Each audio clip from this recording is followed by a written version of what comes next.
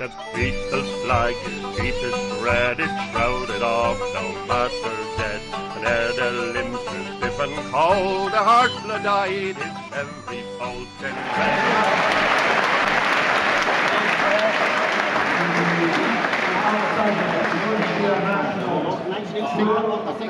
Of course, we started at Liverpool because there's quite a few outsiders. In fact, Liverpool has more expelled members of the Labour Party.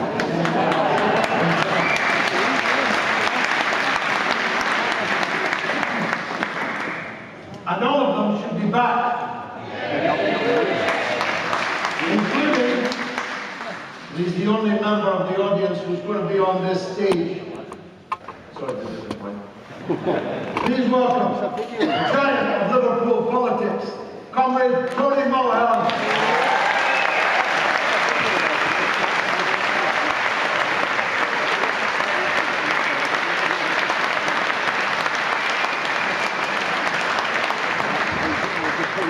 Thanks, George, for that kind introduction.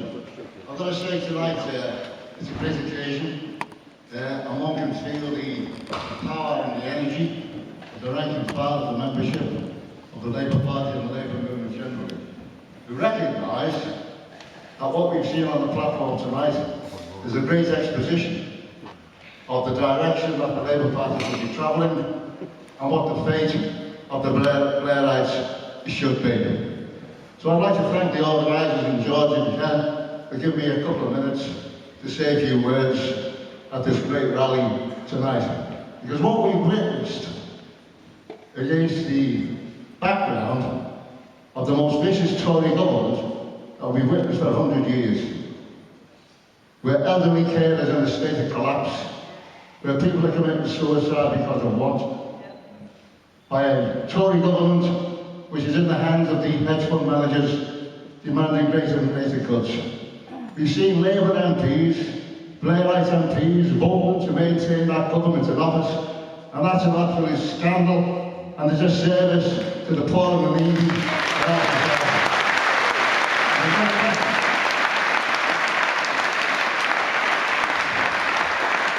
And there's no question that they're not entitled to hold the title of the word Labour when they sit in the back rows of Parliament stabbing Jeremy Corbyn in the back. They should be removed and removed.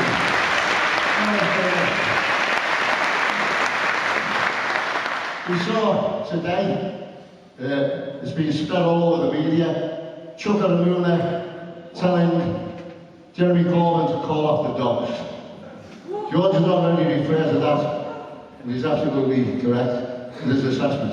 But coming from a bloke who's been part of the wolf pack since Jeremy was elected leader, part of the wolf pack who's determined to destroy him, it's a bit rich indeed. And then he says, anti-Semitism, we've got a policy, or we should have, a policy of zero tolerance to anti-Semitism. He's right about that. But let us tell Chuka Ramuna, we've also got a policy of zero tolerance to traitors who stabbed the leader in the back.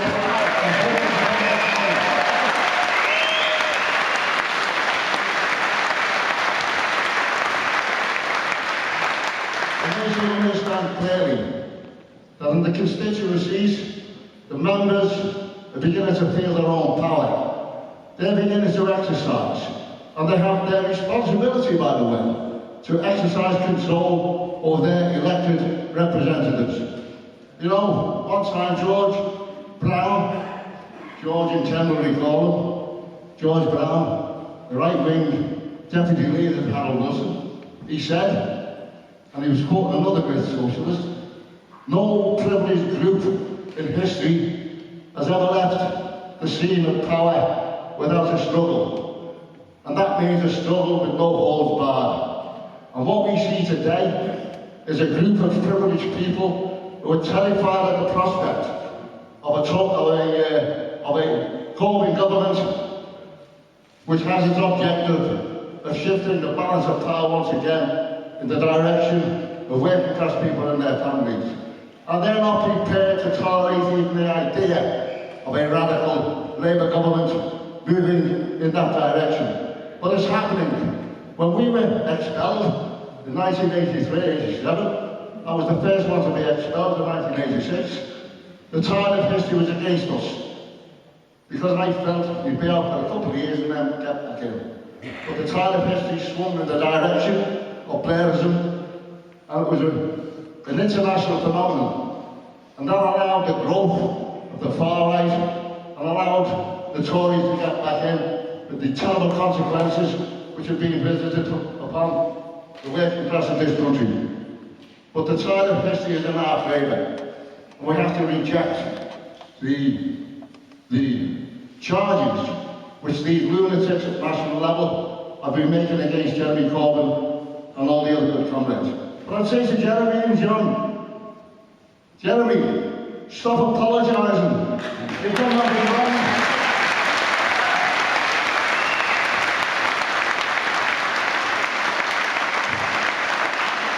Call it for what it is. It's a strategy by the ruling class to crush Corbyn. And they're part of that strategy. And every time you apologise, you give them the impression that you've done something wrong. Well, you've done nothing wrong. The only wrong thing you've done in their eyes is to declare that you will represent the working class when you get into Downing Street. So stop apologising, go on the offensive. Go on for what it is.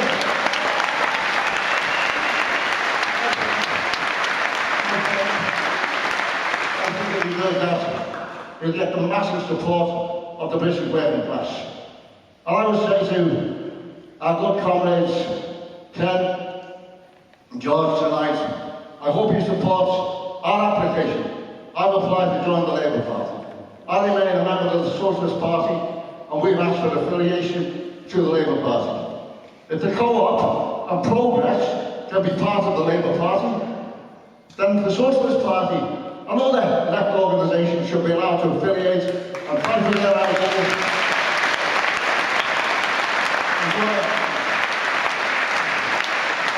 And join our comrades in the ranks of the Labour Party, so that we can be part of a magnificent campaign which won't end until the Tory government is swept out of power, until we can get into capitalism and introduce a socialist society where all our people can have the best possible living standards that the British working class deserve. Onward to socialism, reject the witch hunt, get rid of the right wing, and let's build a socialist party that the British working class can be proud of. Thank you.